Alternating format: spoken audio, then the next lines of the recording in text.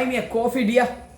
നമ്മൾ അരുൺ സാറിന് mistake പറ്റിയപ്പോ Arun Kumar സാറിനല്ല reporter. ഇപ്പം നമ്മുടെ സോഷ്യൽ മീഡിയയിൽ ഇപ്പം കാണുന്ന കാര്യമാണ്.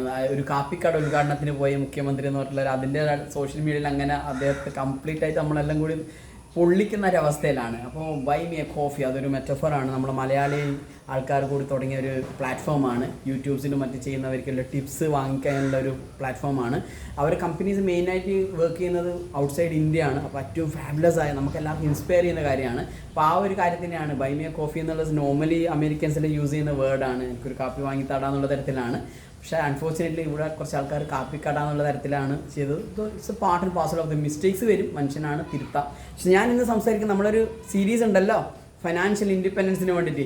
ഇന്നത്തെ നമ്മുടെ ടിപ്പ് എന്താണെന്ന് പറയുക, ഫിനാൻഷ്യൽ മിസ്റ്റേക്സ് വളരെ ഇമ്പോർട്ടൻ്റ് ആയ കാര്യമാണ്. നമ്മൾ മിസ്റ്റേക്ക് പറ്റും, ഡെഫിനറ്റായിട്ട് മിസ്റ്റേക്ക് പറ്റും. അപ്പോൾ നമ്മൾ തിരുത്തുക എന്നുള്ളതാണ് ഏറ്റവും ഇമ്പോർട്ടൻ്റ് ആയ കാര്യം. അപ്പോൾ നമുക്ക് മിസ്റ്റേക്സ് എന്താണ്, എമർജൻസി ഫണ്ട് ഉണ്ടാവില്ല, റിട്ടേൺസിൻ്റെ പുറകെ പോവുക.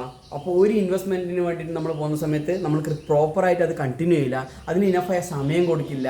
അതുപോലെ ഹെൽത്ത് ഇൻഷുറൻസ് ഉണ്ടാവില്ല, പ്രോപ്പർ ലൈഫ് ഇൻഷുറൻസ് ഉണ്ടാവില്ല. നമുക്കെപ്പോഴും റിട്ടേൺസ് ആണ്. സോഷ്യൽ മീഡിയേൻ്റെ ബാക്കിൽ തന്നെ ഓടും. അപ്പോൾ നമുക്ക് അവർ അത്ര കൊടുക്കുന്നുണ്ടല്ലോ. അപ്പോൾ ഇൻവെസ്റ്റ് ചെയ്തുകൊണ്ടിരിക്കുന്ന സമയത്ത് ഇവിടുന്ന് നമ്മൾ ക്യാൻസൽ ചെയ്തിട്ട് വേറെ സ്ഥലത്ത് പോയിട്ട് ഇൻവെസ്റ്റ് ചെയ്യും. അതൊന്നും ഒരിക്കലും നമുക്കൊരു വെൽത്ത് ക്രിയേറ്റ് ചെയ്യാൻ പറ്റില്ല. അപ്പോൾ നമ്മൾ എന്ത് ചെയ്യണം, മിസ്റ്റേക്സ് എന്തായാലും ഉണ്ടാവും, പക്ഷേ അത് നമ്മൾ തിരുത്തുക എന്നുള്ളതാണ് ഏറ്റവും ഇമ്പോർട്ടൻറ്റ്. കാരണം ഒരു മനുഷ്യനാണ്, മിസ്റ്റേക്സ് പറ്റും. അപ്പോൾ നമ്മൾ എന്ത് ചെയ്യണം, even wrong clock shows the right time 2 days അല്ലേ, 2 times in a day. അപ്പോൾ നമ്മുടെ ഈവൺ മോശം ക്ലോക്ക് ആണെങ്കിൽ പോലും, തകരാറിലായ ക്ലോക്ക് പോലും 2 തവണ കൃത്യമായ സമയം കാണിക്കുന്നുള്ളതാണ്. അപ്പോൾ നമ്മളത് നോക്കണ്ട, നമുക്ക് മിസ്റ്റേക്സ് പറ്റിയാൽ നമ്മൾ റെക്ടിഫൈ ചെയ്യുക എന്നുള്ളതാണ്.